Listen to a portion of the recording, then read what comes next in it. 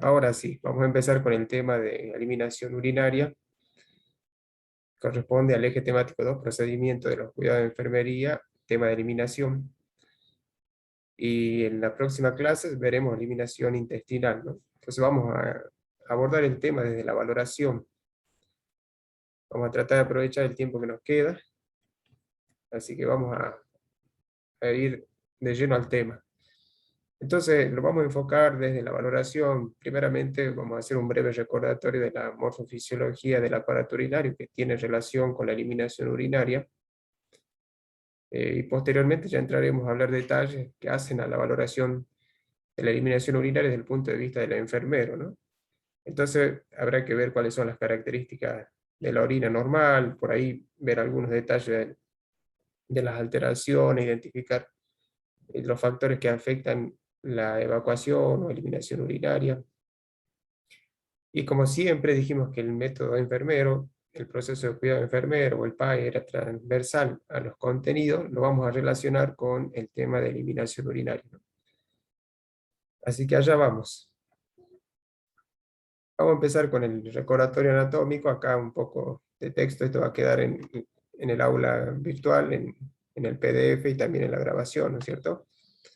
Entonces vamos a empezar recordando que el aparato urinario tiene la función de formar orina, es uno de los órganos eh, que forma parte de la depuración del organismo, ¿no? Está constituido por dos riñones, tenemos un riñón derecho y uno izquierdo, los cuales tienen la función de realizar el ultrafiltrado del plasma y de esa manera formar la orina, ¿no? Entonces recordemos que son órganos que se encuentran en la cavidad abdominal, bien en la porción posterior de la cavidad abdominal, en la zona lumbar, y están detrás del peritoneo, por eso acá se recuerda que son retroperitoneales, ¿no? Están parcialmente protegidos por las últimas costillas, ¿no? La onceava y la doceava, un poco más el riñón izquierdo que el derecho.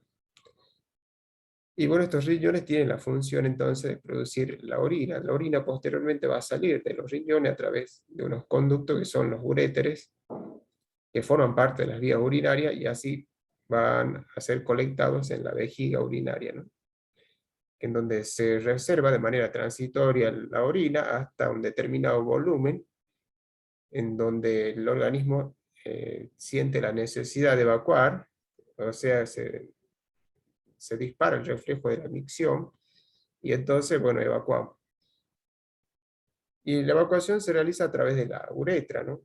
Que es la vía final por donde se elimina la orina. La uretra masculina y la femenina, recuerden que son diferentes en cuanto a la longitud. La masculina es más larga que la femenina, y también en cuanto a la función, la uretra femenina solo sirve para eliminar orina, en cambio la uretra masculina comparte la vía del aparato reproductor también, ¿no?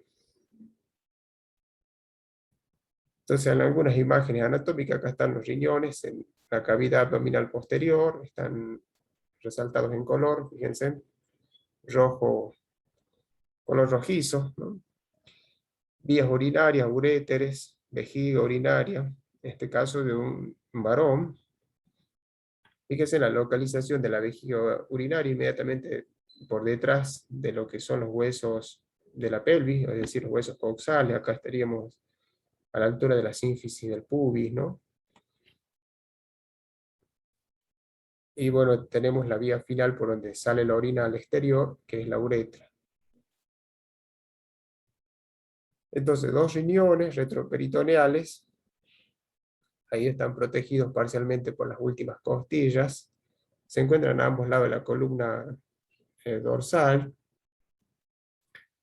Por eso también es importante relacionarlo con el dolor, ¿no? Cuando suceden los dolores relacionados con la alteración de los riñones, ¿no? Imágenes de tomografía que confirman la localización de los riñones en la cavidad abdominal posterior, ¿no? Esto de abajo es posterior, hacia arriba es anterior. Del lado tenemos derecho y del lado izquierdo, ¿no? De este lado.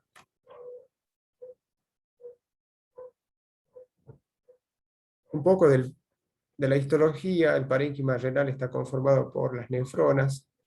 Importa recordarlas porque cuando se alteran, también su alteración se refleja en la sintomatología, ¿no? Recuerden que la nefrona está formada por una estructura glomerular, un glomérulo, ¿no? Donde hay una arteria que llega y se capilariza, forma el ovillo glomerular y luego abandona ese ovillo. Ahí dentro del ovillo es envuelta por la cápsula de Bowman, eso que conforma el glomérulo renal, o también llamado corpúsculo de Malpighi, y luego una serie de túbulos que están conectados por donde empieza a discurrir el ultrafiltrado del plasma como preorina, y se van reabsorbiendo algunas sustancias que el organismo las necesita y se van eliminando o excretando otras que no las necesitamos, ¿no? Los diferentes túbulos: contorneado proximal, asa de Henle, contorneado distal, colector. Entonces, acá hay otro esquema un poco más simple. Vemos de un lado en rojo el recorrido de la arteria.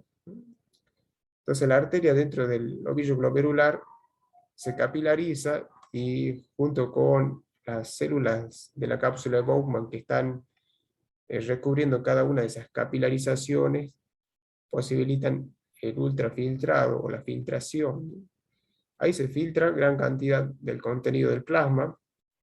Recuerden que se va a filtrar el agua, se van a filtrar nutrientes, se van a filtrar iones, ¿no? Desechos. Y ahí lo que no se debe filtrar, bueno, son las células de la sangre. La mayoría de las proteínas no se filtran. Eso en el glomérulo, ¿no? Lo que se ha filtrado pasa entonces a las estructuras tubulares de la nefrona, y ahí suceden otras funciones. Una función importantísima que acá está en flecha roja es la reabsorción. En ese túbulo contorneado proximal sucede más del 80% de la reabsorción del agua, ¿no? 90% de la reabsorción de agua, porque se filtra alrededor de 130 mililitros por minuto. Y eso, calculado en 24 horas, me da algo así como 180 litros. Como no orinamos 180 litros, entonces ahí se filtra gran cantidad, ¿no? Más del 90%. Porque nosotros orinamos normalmente alrededor de los 2 litros, ¿no? Entonces acá se reabsorbe mucha agua, y el agua se reabsorbe por un mecanismo de ósmosis. Entonces quiere decir que también se reabsorbe gran cantidad de solutos, como los que aparecen acá, ¿no? Sodio, calcio, cloruro, acá dice ion bicarbonato, otros solutos orgánicos como ser la glucosa, que se absorbe en un 100%, ¿no? La glucosa se filtra y ahí se reabsorbe, eso en condiciones normales, excepto cuando el paciente es hiperglucémico, y entonces se filtra muchísima cantidad de glucosa, tanta que satura la posibilidad de la reabsorción, ¿no? Existen unos transportadores que son los encargados de reabsorber unas proteínas que hacen de transportador por donde se reabsorbe la glucosa. Bueno, si se filtra muchísima, bueno, se reabsorbe lo que es posible y el resto va a salir en la orina, ¿no? Eso le pasa al diabético. También se reabsorbe ahí la totalidad de los aminoácidos, otros solutos orgánicos, como ser la urea, que se filtra y se reabsorbe, luego se secreta más adelante. Bueno, y otra función que está ahí en este esquema representado en color, en una flecha en color amarillo, es la excreción o secreción. Bueno, generalmente se dan los túbulos contorneados distal y colector, y corresponde a la eliminación de algunos solutos, algunas sustancias que el organismo no las necesita. Entonces ahí volvemos a eliminar la urea, que la habíamos reabsorbido. Eliminamos fundamentalmente iones de hidrógeno, porque los iones de hidrógeno van a hacer que el pH disminuya, ¿no? El pH sanguíneo. Nuestro pH en el organismo es de 7,33 a 7,43, ¿no? Es un pH, perdón, 7,43, 7,45, un pH ligeramente neutro, ligeramente alcalino, digamos. Y los hidrogeniones van a hacer que el pH disminuya, o sea que van a tender a la acidosis. Por lo tanto, el riñón elimina los hidrógenos, ¿no? También elimina potasio, cloro, bueno, eliminan otras sustancias como pueden ser los medicamentos, ¿no? Por estos túbulos contorneados, distal y colector. Entonces hay tres funciones que hay un poco recordar la nefrona. Una es la filtración, recordar que hay cosas que se tienen que filtrar, sustancias que se deben filtrar, o componentes de la sangre que se van a filtrar y otros que no se van a filtrar, casos como los glóbulos rojos no debieron filtrarse en condiciones de normalidad. Y otra función importante en el riñón es la reabsorción, se reabsorbe gran parte de lo que se filtra. Y lo que va quedando va a formar parte de la orina. Y además lo que se agrega desde la excreción, ¿no? Hay una serie de hormonas que actúan ahí, sobre todo en la última porción de la nefrona, en estas porciones finales donde se denominan túbulo contorneado distal y colector, que son las hormonas aldosterona y antidiurética, que tienen la función de retener líquido cuando el organismo necesita retener líquido. Entonces la aldosterona retiene sodio y por ósmosis retiene agua. Y la antidiurética permeabiliza en las membranas porque hay una serie de proteínas que son acomporinas, las cuales con acción de la antidiurética se hacen más permeables, ¿no? al movimiento del agua.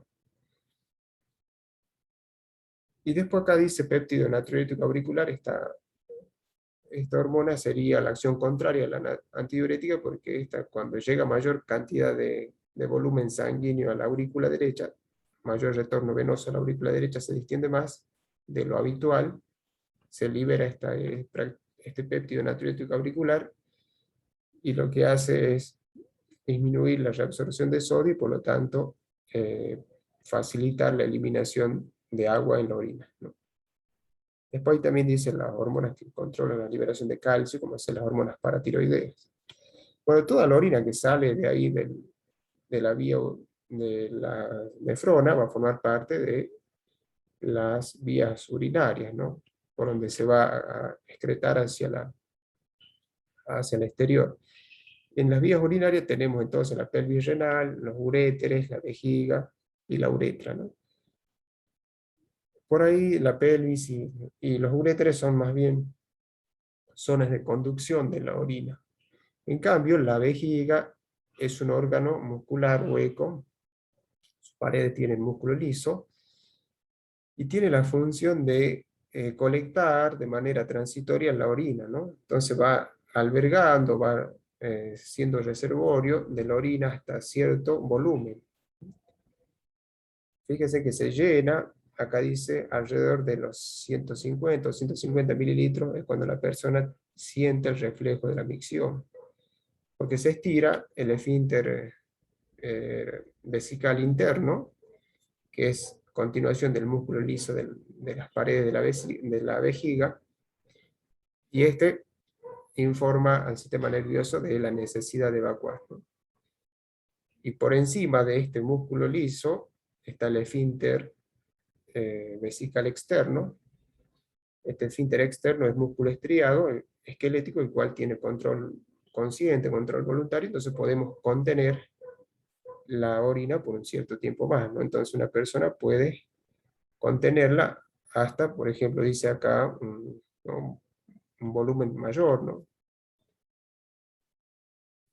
Fíjense que alrededor de los 700 mililitros ya causa dolor, y alrededor de los 700 mililitros, además, se podría palpar en la superficie del abdomen, siempre y cuando uno localice bien la sínfisis del pubis. Inmediatamente detrás de la sínfisis del pubis podríamos palpar eso que se llama globo vesical por aumento de la retención urinaria, ¿no? Bueno, acá está la vejiga, y luego de la vejiga continúa la uretra, ¿no? Que bien tenemos diferencia entre la uretra masculina y la femenina. Otra vez, la localización de la vejiga. Acá tenemos un corte transversal donde muestra parte del hueso coxal. Fíjense acá, según el derecho y el izquierdo, lo que se denomina sínfisis pubiana o sínfisis del pubis. Y bueno, si palpamos esta zona anterior de los huesos coxales, es decir, la zona de la sínfisis del pubis, podemos reconocer entonces un globo vesical en caso de que lo hubiera, ¿no?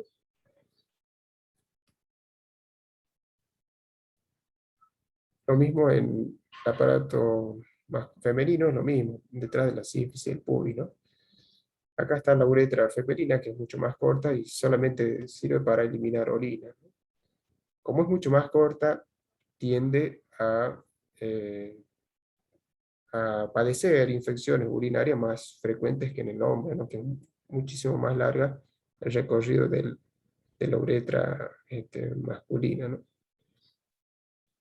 Ahora hay problemas que en la mujer se dan, que en el hombre no, pero en el hombre hay otros problemas que se dan y no en la mujer. Por ejemplo, en el hombre acá vemos un corte transversal, digo bien, de la parte de la vejiga y recorrido de la uretra. Fíjense en que acá donde estaría el esfínter vesical, sobre el esfínter tenemos otra estructura que es la glándula de la próstata, la cual envuelve la salida de la vejiga, de la uretra, perdón.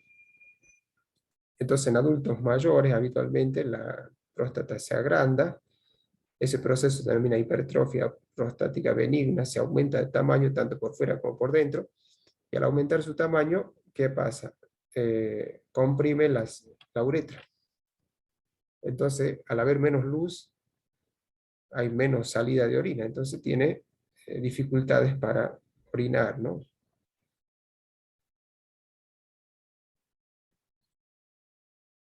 Bueno, esto fue un recorrido rápido de la morfofisiología. Vamos con la valoración de la eliminación urinaria. Entonces decíamos, lo vamos a enfocar desde la valoración al tema.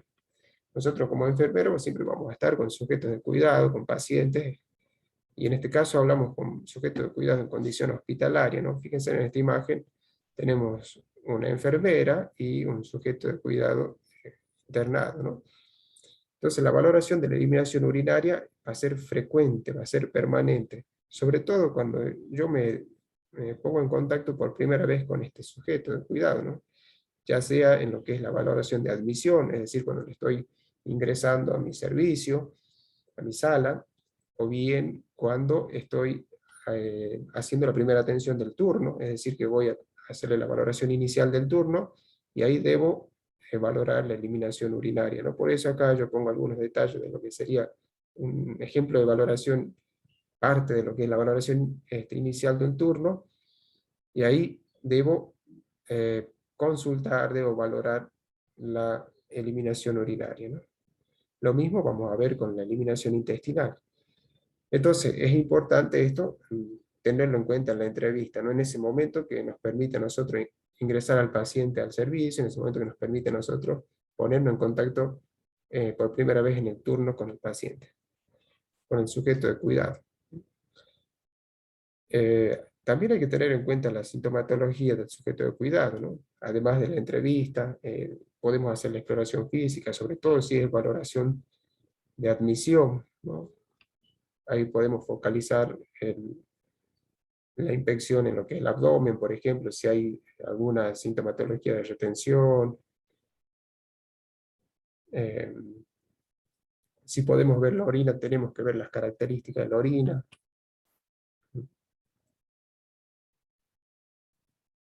Hay que valorar si hay algún uso de dispositivos para facilitar la evacuación, ¿no? Hay pacientes o sujetos de cuidado que ustedes van a ver que tienen dispositivos conectados a través de la uretra a la vejiga para facilitar la evacuación. También revisar los datos de la historia clínica, ¿no? Esto es como un ejemplo de valoración de la eliminación urinaria según los patrones de Gordon, que esto lo tomamos del libro de Enfermería Médico-Quirúrgica, ¿no? Pero fíjense acá, según cada patrón, recomiendo una serie de preguntas, de cuestionamientos a realizar para facilitar o guiar la valoración. Fíjense que empieza con el patrón de percepción y mantenimiento de la salud, y podemos indagar ahí si ha padecido alguna vez una enfermedad o lesión de la vejiga, del riñón, o se ha sometido a alguna cirugía. Esto serviría para hacer una valoración de admisión, ¿no? Una primera valoración. Describa su ingesta habitual de líquido en 24 horas, qué tipo de líquidos consume, ¿no? Siempre preguntas abiertas para que el paciente pueda detallar y nosotros podamos tomar notas y poder ir guiando esa valoración.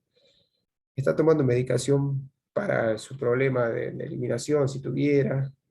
¿Qué tipo de fármacos toma? ¿Con qué frecuencia? Si fuesen mujeres, que describa las medidas higiénicas que aplica luego de miccionar, de orinar, ¿no? Por ejemplo, dice acá en qué dirección se limpia con papel higiénico, ¿no? Porque recuerden que según la dirección en que se limpia luego de la micción, puede favorecer, si es una dirección contraria, es decir, de ano a vulva, se puede favorecer las infecciones de la vía urinaria. Ver esto, dice acá, lleva alguna vez un catéter externo, es decir, si alguna vez tuvo alguna sonda, si está usando pañal. Nutricional, en el patrón nutricional metabólico dice qué cantidad de café, de té, bebidas alcohólicas consume en 24 horas, se ha limitado alguna vez el consumo de líquidos, consume alimentos con mucha sal, suele tener problemas acá dice hinchazón, ¿no? En los miembros inferiores, si hay edema, diríamos técnicamente, en los miembros inferiores. Esto porque si no está eliminando el líquido, probablemente el líquido se esté reteniendo en los tejidos, y una forma de ver esta retención del líquido es el edema en los miembros inferiores, ¿no? Y en el patrón de eliminación es donde vamos a focalizar siempre, sobre todo en la valoración inicial del turno. Entonces, ¿cuántas veces orinó al día? Si se despierta por las noches para orinar, dice acá, ha habido cambios en los patrones habituales de la micción, si presenta impulsos repentinos de micción, ha notado cambios en la orina en cuanto a la cantidad, el olor, ¿no? El color, si ha observado alguna vez sangre en la orina o en el papel higiénico al realizarse la higiene, si le resulta difícil iniciar o concluir el flujo de la orina, sobre todo en los adultos mayores, ¿no? Si ha tenido alguna vez un problema para controlar la orina al reír, al estornudar, al toser, es decir, al hacer esfuerzo, si alguna vez hubo alguna secreción anormal a través de la uretra, y acá en la actividad de ejercicio también, porque este patrón de eliminación va a afectar el comportamiento en la actividad y el ejercicio. ¿Cómo interfieren los problemas urinarios si los hubiera, ¿no? En las actividades de la vida diaria? ¿Le han indicado alguna vez que realice ejercicio de Kegel para ayudar a controlar la orina? Es decir, los ejercicios de Kegel son una serie de ejercicios que están recomendados para fortalecer los músculos del suelo pélvico. Entonces le piden al paciente que se ponga en decúbito supino, que flexione los miembros inferiores, es decir, eleve las rodillas, y apoyando los pies, levante la pelvis, ¿no? Sin contraer demasiado la zona glútea, sino más bien enfocando la contracción en los músculos pélvicos, ¿no? La idea es fortalecer los músculos pélvicos. Entonces ahí les piden que hagan elevaciones de la pelvis por 5 segundos, luego descansen un tiempo, vuelvan otra vez a repetir. Entonces hay que ver si recomendaron esos ejercicios, si los hace regularmente, si los hace bien, con qué frecuencia los practica, dice acá. Sueño y reposo, interfieren los problemas de micción con sus pautas de sueño y descanso. ¿Cómo interfieren sus alteraciones, ¿no? En lo que es el sueño y descanso? ¿Ha habido algún cambio en el número de veces que se despiertan en la noche para orinar, sobre todo si es adulto mayor, ¿no? Que ellos a veces tienen este tipo de problemas, que tienen que levantarse muchas veces para orinar, ya durante la noche? Ya vamos a ver cómo se denomina eso. Si siente dolor o ardor al momento de orinar, otro patrón, autopercepción y autoconcepto, cómo influye el trastorno de la eliminación urinaria en la percepción que tiene de sí mismo.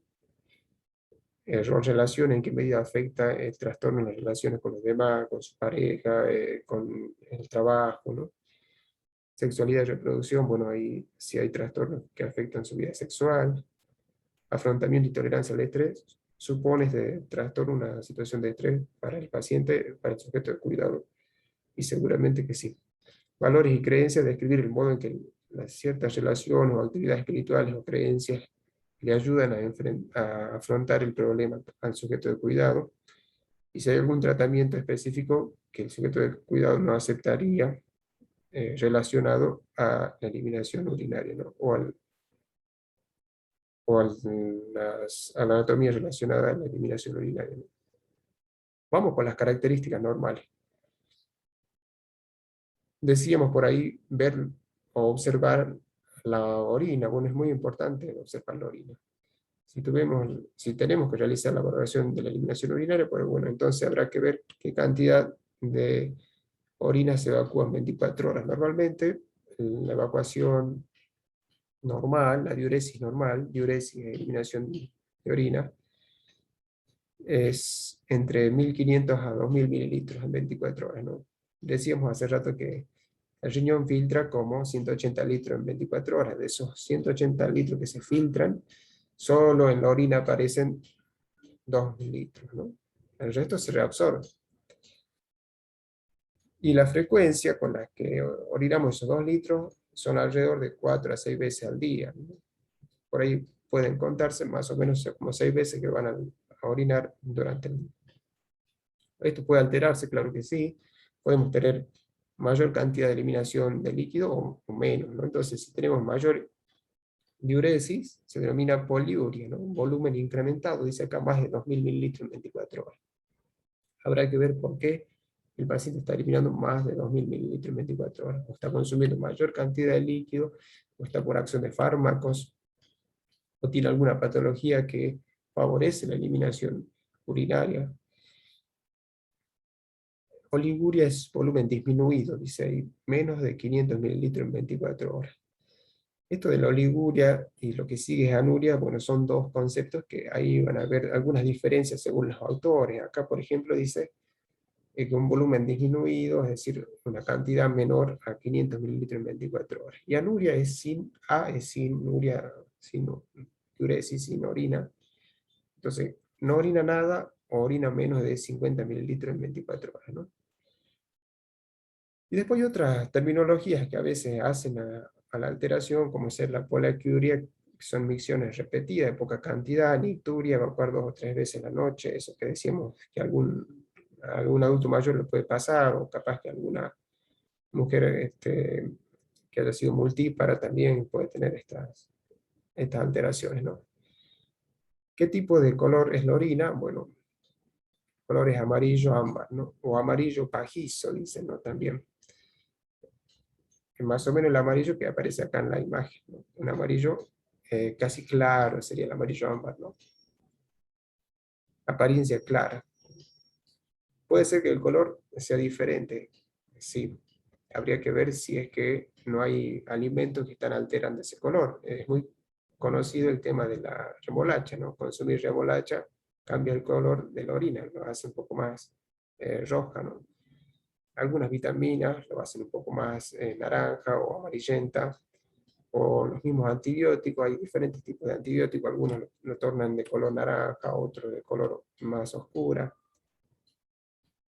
Eh, Acá dice también la presencia de la mioglobina en caso de que exista sangre. Urobilinógenos, o sea, pigmentos biliares también pueden cambiar el color de la orina. Respecto a los fármacos, bueno, hay un largo listado de fármacos que pueden cambiar el color de las orinas. Bueno, por ejemplo, acá dice algunos, ¿no? Fíjense en rifampicina, color naranja, ¿no? Nitrofurantoína, naranja también. Metronidazol, que son muy frecuentes, ¿no? Rojizo amarronado, metildopa, marrón oscuro.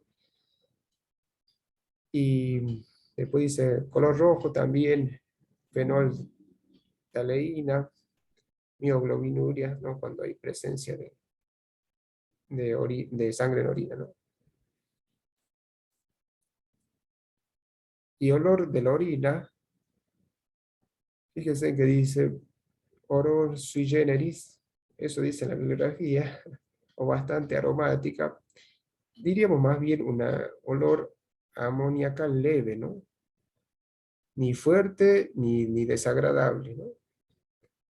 Un amoniacal suave, digamos, ¿no? Que sería la representación del sui generis. El único que no tiene olor en la orina es el lactante, digamos, ¿no? Modificable por los alimentos también. Los alimentos siempre van a, o las sustancias que incorporemos con la alimentación, con los líquidos que consumamos, van a modificar el olor de la orina, ¿no? También los antibióticos, como dice acá. Por ejemplo, acá dice un olor amoniacal fuerte sería por infección urinaria, por ejemplo, ¿no? Sospecha de infección urinaria, o un olor a manzana dulce por presencia de cetonuria. Podría ser por ayuno, podría ser por diabetes, ¿no? Otra característica cualitativa, su color debe ser, su aspecto, mejor dicho, debe ser claro y limpio. Aspecto límpido. Ahora, si es bastante turbia, o está enturbiada, o tiene espuma, digamos, esto ya empieza a generar sospecha porque ya son alteraciones, ¿no? Ese enturbamiento por presencia de cristal. Ustedes cuando vean sujetos de cuidado internados en el hospital van a ver algunos que tienen este tipo de dispositivo donde va a colectarse la orina, que son las famosas bolsas colectoras, ¿no? Ahí van a ver algunos que tienen orinas así, amarillo ámbar normales, digamos, otros que tienen con algunas coloraciones y otros que tienen enturbiadas, ¿no? Así como aparece en uno de estos tubos de ensayo. Así lo van a encontrar también. Entonces ahí van a ir viendo y van a ir valorando el aspecto. Por ejemplo, esto está turbio, ¿no? Esto está claro, esto está limpio, normal, digamos, esto está turbio. Habría que ver por qué. Generalmente el enturbiamiento se da por presencia de cristales, de proteínas, ¿no? Hay otras características más bien microscópicas que hacen al estudio de laboratorio. Fíjense, acá dice la densidad de 1010 a 1025, o el pH generalmente es ácido de la orina, ¿no? Un pH de 4,6 a 8, el promedio es ácido en la orina porque, bueno, libera mucho hidrógeno. Bueno, por supuesto que tiene agua, no tiene proteínas, excepto, ¿no? 0, bueno, muy baja la cantidad de proteínas. Fíjense en que tampoco tiene que tener células de la sangre, es decir, no hay glóbulos rojos, no debe haber en general glóbulos blancos, dice acá -4, más de 4 por campo. Bueno, tiene todos los desechos, urea, creatinina, ácido úrico. No debe haber cilindros, nitritos, ¿no? Tampoco debe haber microorganismos, ¿no? Sin glucosa, sin azúcar, sin glucosa. No debe tener glucosa en sangre. Ahora, si tiene glucosa, se denomina glucosuria, porque, bueno, como le decía, en la nefrona se ha superado la capacidad de reabsorción de la glucosa, ¿no? Eso que se dice superar el umbral renal para la glucosa. Entonces, aparece lamentablemente en la orina. Sin presencia de cuerpos cetónicos, ¿no? Es decir, sin cetonuria, que puede deberse, decíamos, al ayuno prolongado, a la diabetes. Sin sangre también, no debe tener el resto de sangre. Si hay sangre, es hematuria, ¿no? Entonces yo les decía, algunas bolsas colectoras las van a ver de color rojo, rojizo.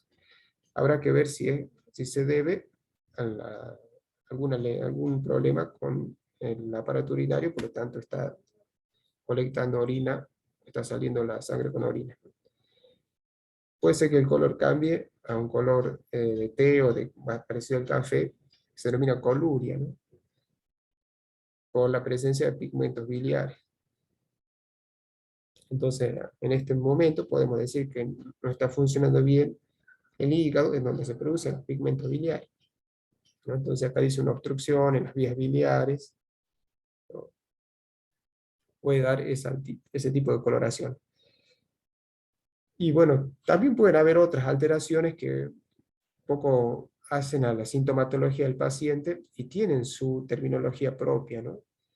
Cuando hablamos de algún problema que afecta la eliminación urinaria, nos referimos como disuria, ¿no? Dis es dificultosa, uria de micción, de eliminación urinaria, ¿no? Entonces evacuación dolorosa, difícil, sería disuria en general, ¿no? Cuando no se puede eliminar la orina, se habla de retención urinaria, ¿no? Entonces hay un problema para vaciar la vejiga y no, entonces la orina se va acumulando, genera dolor, molestias, uno puede inclusive en la inspección palpar, por sobre, decíamos, sobre la síntesis del pubis, palpar el globo vesical. O bien puede darse el otro extremo, que haya salida de orina involuntaria o pérdida del control de la micción, de pérdida del control del esfínter vesical, entonces uno orina sin control o con poco control, eso denomina incontinencia urinaria, ¿no? Hay distintos tipos de incontinencia urinaria, algunas que dicen de urgencia, otras reflejas, por rebosamiento, funcionales, esfuerzo. Como en este caso, la imagen mostraría un tipo de incontinencia de esfuerzo, ¿no? La paciente está tosiendo y acá se muestra que se mojan los pantalones. Bueno, por ahí esto es frecuente en personas que tienen alguna alteración del suelo pélvico, ¿no? Por ejemplo, mujeres embarazadas que tuvieron mucho embarazo, adultas mayores, enuresis, emisión involuntaria durante el sueño, también. Bueno, y si no, habrá que valorar qué otros factores están afectando a la evacuación, a la eliminación urinaria. Entonces acá voy a citar algunos factores que pueden estar alterando la eliminación urinaria. Fíjense, el dolor. El dolor puede generar dos posibilidades. Supongamos un dolor agudo, reciente, puede generar eliminación urinaria o puede, si un dolor más leve y crónico, puede ser que afecte la micción, o sea, la posibilidad de reflejar, de relajar completamente el esfínter. Si el dolor se localiza en la zona genitourinaria, muchísimo más puede afectar la eliminación urinaria, ¿no? La edad también. Decíamos, el bebé lactante genera orinas claras, de poca cantidad, sin olor. Y además tiene muchísimas micciones durante el día, como 20 o alrededor de 20 micciones por día, ¿no? En el adulto decimos de 4 a 6 micciones por día. O sea, en el bebé cambiamos los pañales a cada rato. Además, el control del esfínter vesical, el control de la micción, se da alrededor de los 2 a 5 años, ¿no? 2, 4 y 5 años. Puede ser que pase esa edad y que el niño siga sin controlar la micción, eso también tiene su denominación, también es anormal. Y en el adulto mayor es posible que, decíamos, por algún desgaste del suelo de los músculos del suelo pélvico, puede ser que tenga problemas con incontinencia o puede ser que tenga aumento del tamaño de la próstata y tenga problemas de retención. Bueno, la ingesta de líquido, claro que sí. Si yo ingiero mucho líquido, por fisiología debo eliminar mayor cantidad de orina, ¿no? Porque se regula, el riñón regula el volumen hídrico, ¿no? Además el volumen hidroelectrolítico. Entonces, si ingiero 3 litros de agua, tendré que orinar 3 litros de orina. Si ingiero 50 mililitros en 24 horas de agua, pues capaz que la orina sea también de 50 mililitros. Entonces, se regula. Se recomienda 2 litros, ingerir 2 litros diarios de agua, por lo menos. Factores psicológicos, también, o factores psicosociales, no sé si están acá, que tienen que ver con las costumbres de cada uno, ¿no? Por ejemplo, nosotros vamos a ver sujetos de cuidado en condición hospitalaria. Y algunos capaz que es la primera vez que están internados, entonces no están habituados al ambiente hospitalario, habituados a responderle las preguntas a el enfermero, al médico, no están habituados a tener que usar dispositivos de eliminación urinaria, como ser el orinal, la famosa chata o el papagayo que lo llaman, no están habituados a usar cualquier baño, ¿no? Eso es otra posibilidad que podemos observar en los sujetos, en el comportamiento de los sujetos de cuidado, ¿no? Algunos suelen estar acostumbrados a su intimidad en su domicilio y no usan otro baño afuera, entonces el hecho de estar hospitalizado genera estrés y puede estar alterando la eliminación. Además, de no estar habituados, hay pacientes, hay sujetos de cuidado que están en condición hospitalaria, están en decúbito, encamados, y tienen imposibilidad para movilizarse, ¿no? Y entonces necesitan de la asistencia para la eliminación urinaria. Uno tiene que proveerle de los dispositivos para la eliminación urinaria. De la chata si es una mujer, del papagayo si es un varón, y ahí hay que darle, hay que proteger la intimidad, es decir, que se cubran con la sábana, darles el tiempo necesario para que puedan relajar el esfínter y poder evacuar completamente, ¿no? Porque si uno está ahí presionando que ya orine, porque tengo otras actividades, seguramente no va a lograr que elimine correctamente la orina y enseguida va a solicitar nuevamente ayuda o asistencia, o capaz que no orina completamente y después termina relajando el esfínter en la cama, ¿no? Bueno, todo esto hay que tener en cuenta. Como decíamos, la actividad física puede alterar en la eliminación urinaria. Supongamos que la actividad física puede generar pérdida de líquido por transpiración, si es vigorosa la actividad física, eso también puede afectar la cantidad de eliminación urinaria, o el hecho de contener la eliminación urinaria durante mucha actividad diaria que uno realiza sin, entonces trata de contener porque por ahí tiene mucha tarea, entonces eso también puede afectar la eliminación urinaria generando alguna posibilidad de infecciones, ¿no? Las dietas decíamos que algunos alimentos pueden modificar el color de la orina, en el caso de la remolacha, de la zanahoria, ¿no? También de los vegetales que cambian el olor. La temperatura, fíjense también la temperatura ambiental, ¿no? Días fríos, por ahí facilitan las micciones, ¿no? Y días cálidos,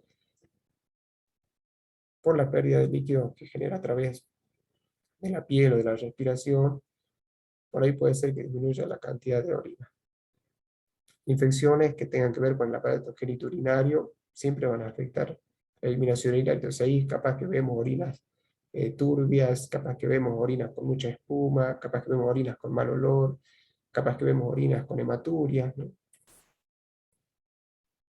Los embarazos producen también alteración de la micción, porque bueno, a medida que va aumentando de tamaño el feto dentro del útero materno, va comprimiendo los órganos vecinos, entre ellos hacia adelante está la vejiga.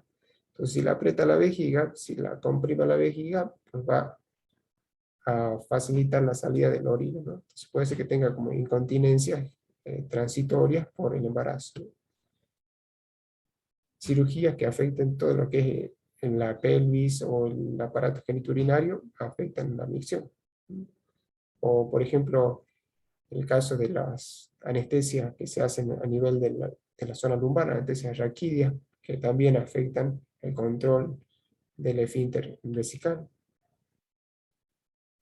Enfermedades, que sería lo mismo que las infecciones, y los hábitos personales, que yo lo decía, de estar como habituado a una intimidad en el domicilio y no estar habituados a usar otros dispositivos o a compartir con otros sujetos de cuidado, otras personas, el baño, ¿no? Eso también hace que afecte la eliminación urinaria. Puede contener, puede sentirse mal, eh, puede afectar la forma, el ritmo en que evacúa, ¿no? Con eso hay que tener en cuenta cuando uno está con el sujeto de cuidado, digamos, ¿no? Si estos factores no están afectando o interviniendo y condicionando la evacuación, ¿no? Bueno, ahora van algunos detalles que ustedes deberían tener en cuenta cuando están en contacto con los pacientes que necesitan asistencia para la evacuación. Acá tenemos sujeto de cuidado. En esta imagen aparece el uso de guantes, el uso del orinal masculino, que es conocido como papagayo. El uso de los guantes es importante porque nosotros vamos a estar en contacto con secreciones del paciente, entonces tenemos que protegernos a través del uso correcto de los guantes, ¿no? Entonces, fíjense, le proporcionamos un orinal limpio y le damos el tiempo y la intimidad necesaria para que pueda evacuar, ¿no? Entonces, por ejemplo, ahí podemos presumir que él no tiene el orinal y está, ¿cierto?, tomándose el tiempo necesario para evacuar. Este es el orinal para las mujeres, femenino, ¿no? La famosa chata, y fíjense que acá abajo hay 3 imágenes que muestran cómo sería la colocación de la chata, porque eso también lo tienen que ver y lo van a ver en el gabinete también, porque lo tienen que desarrollar, aprender, ¿no? Vamos al hospital, vamos a atender sujetos en condición hospitalaria que están encamados. Pueden ser masculinos, pueden ser femeninas, y entonces en algún momento va a requerir la asistencia para orinar, y resulta que necesita la chata y es una mujer, ¿no? No puede levantarse, no puede movilizarse. Entonces usted tiene que saber cómo actuar, ¿no? Y, entonces acá, por ejemplo, tenemos que debemos proporcionar un orinal en condiciones, limpio. colocarse los guantes. Fíjense que hay dos maneras de colocar la chata. Una es que se ponga desde el cúbito lateral, como es la imagen de abajo, y colocarla desde el costado, ¿no? Y otra posibilidad es pedirle que eleve la pelvis y aproximar, introducir desde ahí la parte cónica de del orinal por debajo de la zona lumbar, ¿no? Estas serían las posibilidades. Luego se cubre con la sábana y se da el tiempo necesario para evacuar. Y habrán otros sujetos de cuidado que tienen conectados ya tubuladuras y a través de las cuales sale la orina y se colecta en la bolsa colectora. Fíjense, acá arriba tenemos un esquema que muestra una tubuladura que va hasta la vejiga, la famosa sonda vesical, y está conectada a la bolsa, ¿no? La sonda vesical se sostiene dentro de la vejiga gracias a que se infla un globo que genera, digamos, de contención y de esa manera no se sale de la vejiga, ¿no? Y acá vemos la bolsa colectora, que es una bolsa así transparente, y tiene graduaciones para que nosotros podamos ver qué cantidad de orina se está evacuando, ¿no? Fíjense que las graduaciones van de 500, de 100, 500, 1000, 1500, 2000, y después hay líneas que, bueno, representarían cada 200 mililitros, ¿no? Entonces, para aproximar la cantidad. Y abajo tiene un pico, por donde se va a facilitar la eliminación de la orina. Este tapón azul es móvil, yo lo puedo separar hacia abajo y ahí sale la orina. Entonces tengo que tener un dispositivo, una chata para colectar la orina y tirarla, desecharla correctamente en el inodoro, ¿no? Esta otra imagen muestra otra posibilidad de usar la bolsa colectora con un dispositivo que se puede usar en varones, que se parece mucho al profiláctico. Fíjense en que acá está, que es un dispositivo de drenaje urinario externo, ¿no? A veces lo conocen con uno de los nombres comerciales, ¿no?, famosos. En muy poco le van a decir así, dispositivo de drenaje urinario externo, más bien lo dicen con el nombre de la empresa que los comercializa. Vienen en 4 medidas diferentes y, bueno, son realmente de silicona, muy parecido al profiláctico, ¿no?, al condón, y se pueden fijar a la raíz del pene, ¿no?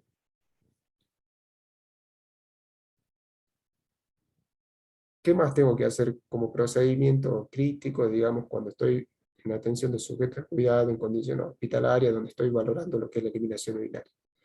Por un lado sería la asistencia y por otro lado la higiene perineal, que está relacionada con la eliminación urinaria, ¿no? Entonces, por turno deben hacer una higiene perineal. Esto también lo vamos a aprender en el gabinete de práctica simulada. Vamos a ver ahí la técnica correcta. Fíjense en acá, estamos mostrando imágenes de laboratorio, en la parte de arriba y abajo un esquema, que un poco muestra partes críticas de lo que sería la higiene perineal. Fíjense en que hay que tener todos los materiales, habrá que proteger la intimidad del sujeto de cuidado, usar, acá está en la chata, apenas se puede visualizar en esta imagen, y usa, bueno, también algunos apósitos, agua en condiciones, agua con jabón, agua limpia, tener en cuenta retraer el prepucio en el caso del varón, hacer la higiene del surco balano prepucial, ¿no? En el caso de la higiene de la mujer también tener en cuenta las mismas condiciones y además separar correctamente los labios mayores y menores para poder hacer una correcta higiene del vestíbulo de la vulva, y siempre en la dirección correcta, es decir, desde la parte anterior a posterior, es decir, de vulva a vagina, de vulva a ano en esa dirección, ¿no?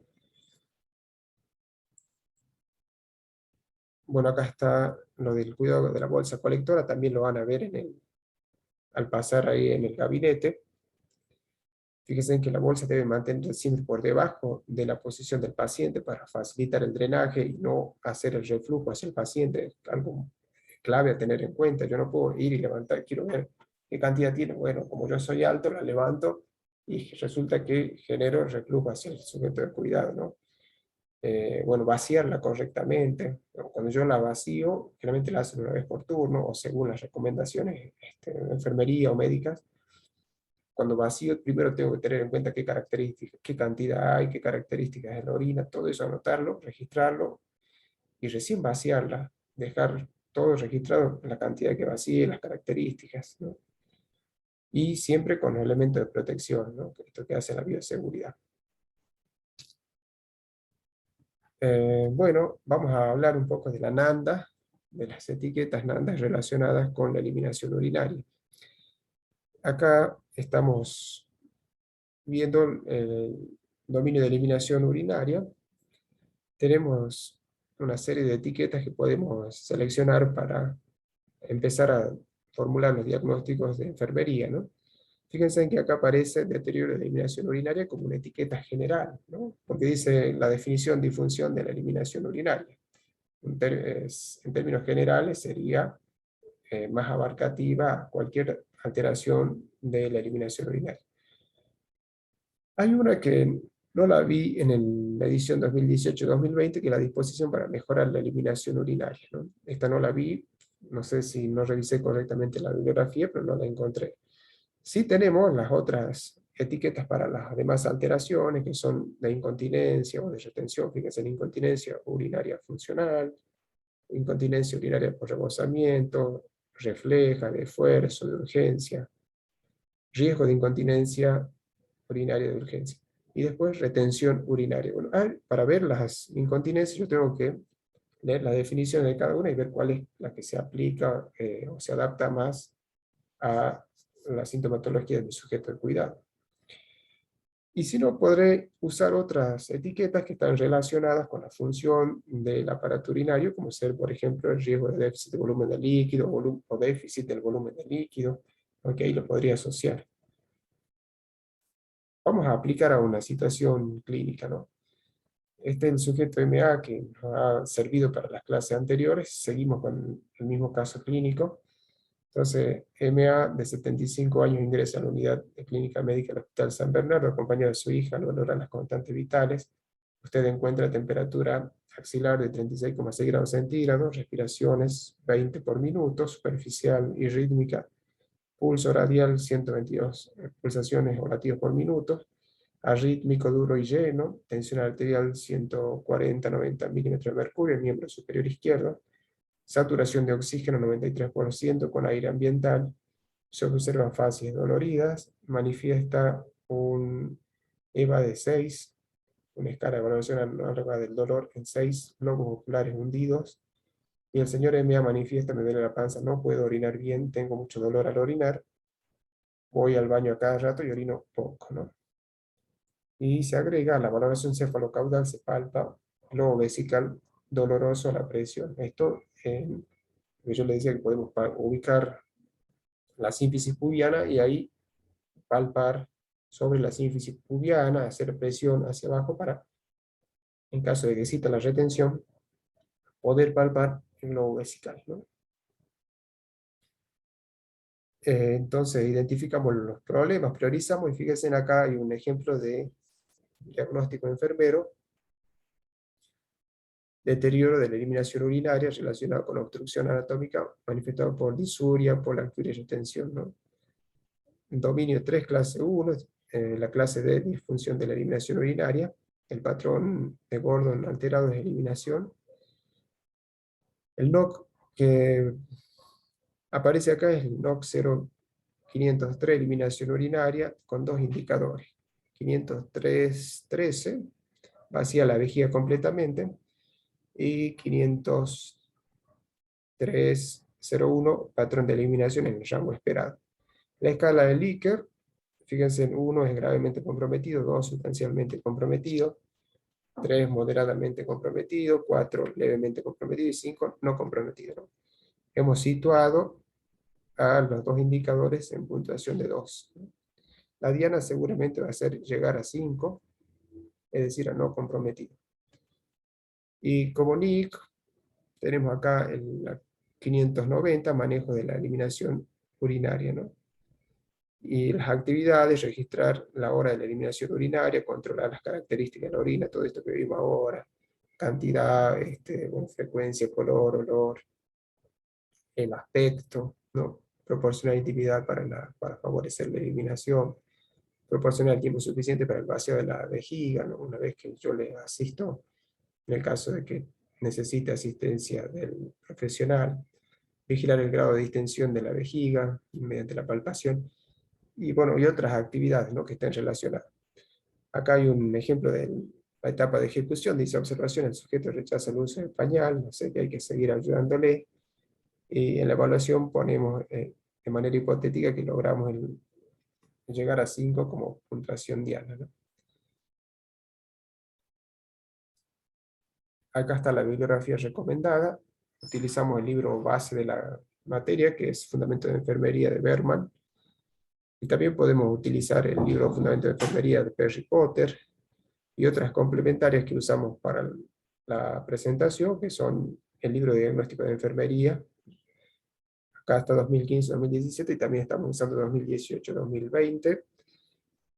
En esa guía de valoración, que yo un poco repasé, mucho la sacamos del libro de Lemonet y Burke, que es de enfermería médico-quirúrgica, en las imágenes de anatomía de Frank Netter. Y se nos acabó la clase de la eliminación urinaria. La clase que viene será sobre eliminación intestinal. Ahora sí vamos a ver las preguntas, comentarios que tengan sobre el tema,